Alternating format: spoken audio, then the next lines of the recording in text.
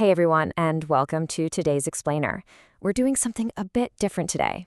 If you're into deep philosophical frameworks, you are absolutely going to love this. We're unpacking a truly fascinating piece of source material, a 2013 text called The Subtle Techniques for Achieving a State of Emptiness, written by an author named Shuifeng. We're going to stick strictly to the text itself to break down this highly systematic approach to finding real peace.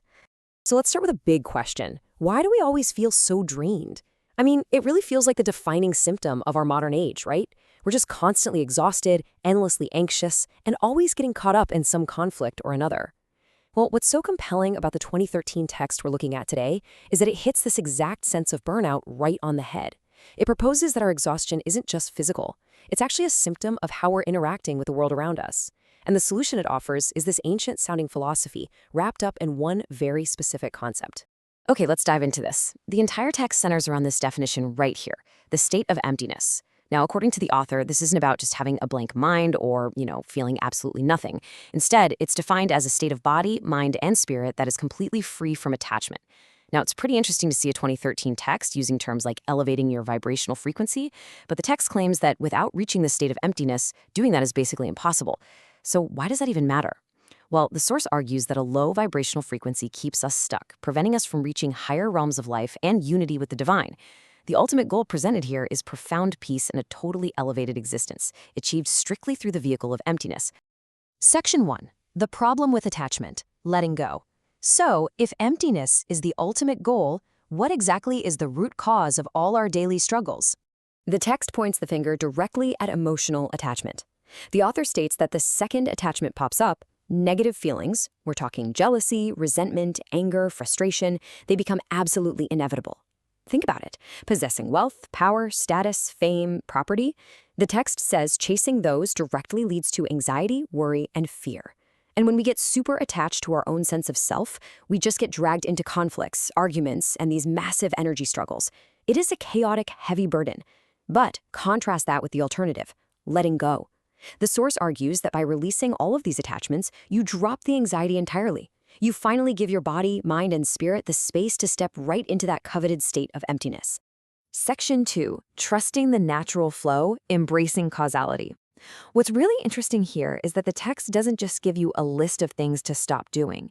It gives you a whole new framework for handling the uncontrollable events in your life.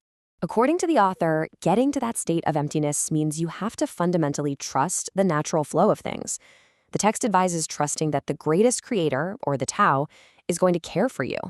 It really emphasizes that the law of cause and effect operates without fail. This means that the people and events entering your life, not a coincidence. They are part of a strict program of causality. Because of this, the text tells us we need to remain entirely calm and at peace no matter what our current situation looks like. Literally no seeking escape, no expecting better conditions, no complaining. The instruction is to just face the present with total composure, let things come and go naturally, rain or shine. You can totally embrace an opportunity when it pops up, but you have to be willing to release it the very second it passes. So the whole crucial point boils down to this number, 0. 0 desires, 0 expectations. The text argues that without desires, you actually gain strength, and without expectations, you find real peace. In fact, the author warns that desires and ambitions actually distort your true nature. They suppress your spiritual essence, make you way too cautious, and can even breed a sense of inferiority. Having 0 expectations is the absolute key here. The text has this beautiful piece of advice where it tells the reader to let events happen naturally and simply wait for fruits to ripen without attempting to pick them prematurely. Section 3. Blending in and relaxing, aligning with others. Okay, letting go of grand ambitions is one thing, but how does this text say we should handle everyday social interactions? This is where the philosophy gets super practical. And this brilliantly illustrates the concept. To maintain a state of emptiness, the author advises aligning yourself entirely with the collective state. So when others rest, you rest. When they rise, you rise too. If everyone bears themselves, you bear yourself as well. Basically, don't put on airs of superiority. When others are admiring flowers, you go admire them too. The explicit warning here is to avoid isolating yourself by obsessing over your own uniqueness. As the text memorably puts it, when others quiet down, quiet yourself as well. Do not stand out needlessly, like a crane among chickens, which honestly sounds like pretty exhausting work anyway, right? But what about when we're just by ourselves? Well, the source gives us some really actionable steps for our free time. Step 1. Stop letting your mind turn into a whirlwind of calculations and suspicions about what other people are intending. The text notes that the truth is almost always far from what you're imagining anyway. Step 2. Engage in play. The author explicitly suggests things like writing a simple poem, listening to music, dancing, playing an instrument, or just taking a stroll through nature. Step 3. Allow this relaxation to clear out your distractions. Doing these incredibly simple things banishes negative thoughts and actually allows your mind and spirit to find true peace. Section 4. The role of meaningful work. Give consistently. Now, you might be wondering, okay, resting when others rest, strolling through nature, this sounds like a pretty good recipe for doing absolutely nothing. But the text tackles that assumption head-on. The text makes it crystal clear that emptiness does not equal laziness. Not at all. In fact, it commands the reader to engage in meaningful work every single day. The author really stresses the importance of giving and contributing consistently while actively avoiding idle pleasures. You're advised to work hard so you aren't seen as lazy or unhelpful by the people around you. And why is that? Because working hard to owe nothing to anyone brings this deep sense of fulfillment in a completely clear conscience. And according to the text, it's exactly this clear conscience that lights up the body, mind, and spirit, naturally moving you right toward that ultimate state of emptiness. Section 5. Avoiding the energy struggle. Step back. All right, so we've got our mindset, our social rules, and our work ethic down. Next, we need to look at human conflict. The author frames arguments in a really unique way as a literal competition for energy. The author asserts that all conflicts and struggles stem from one single thing: competing for energy. Discontent between people, according to this text, arises entirely from the drive to extract energy from one another. And the result of this competition? Disputes that do nothing but muddy your mind and spirit.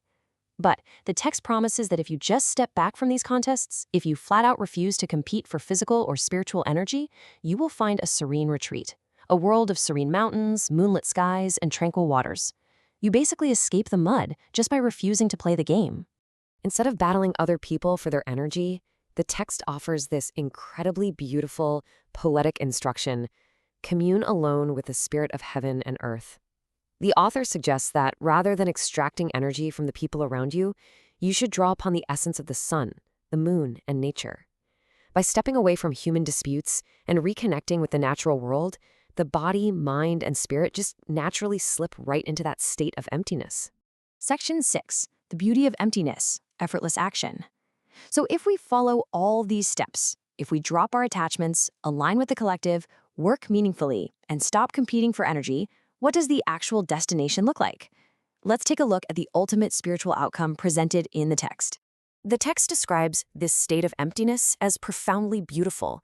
It's a state of effortless action, where surprisingly, nothing is left undone. In this state, the author claims you become entirely formless. You can take any shape, round or square, long or short, hard or soft, hidden or revealed. The text even references an ancient teacher named Hutzi, who could supposedly transform endlessly. In this state, the author says you can respond instantly, becoming a Buddha with Buddhas or a celestial with celestials. You can advance to reach for the moon in the sky, or you can retreat and just vanish without a trace. Because you've let go of absolutely everything, you occupy a state of complete resonance with all frequencies. It is just a breathtaking vision of spiritual freedom. Whether you view this text as literal spiritual guidance or just a really profound metaphor for decluttering an anxious mind, the logic is incredibly compelling. By letting go of our tight grip on expectations, we free ourselves to actually experience the world. So as we wrap up this explainer, I want to leave you with a direct challenge based on everything we've unpacked today. How can you let go of just one attachment today to step closer to this beautifully formless state? Think about that as you go about your week. Thank you so much for hanging out with me to explore this fascinating text, and I'll catch you in the next explainer.